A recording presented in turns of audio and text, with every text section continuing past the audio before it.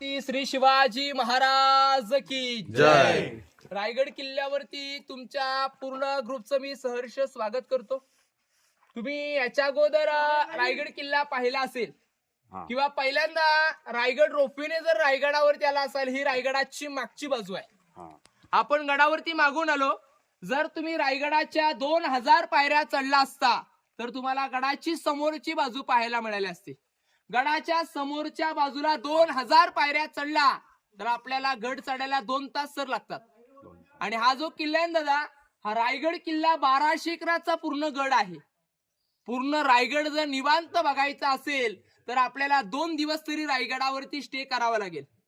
कारण की गडावरती अशा 350 इमारती तुम्हाला किल्ल्यावरती बघायच्या. 350 घरं किल्ल्यावरती आहेत.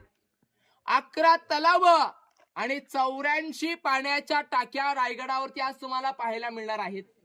पण रायगडाचं जर तुम्ही जुनं नाव पाहिलं तर रायरीचा किल्ला.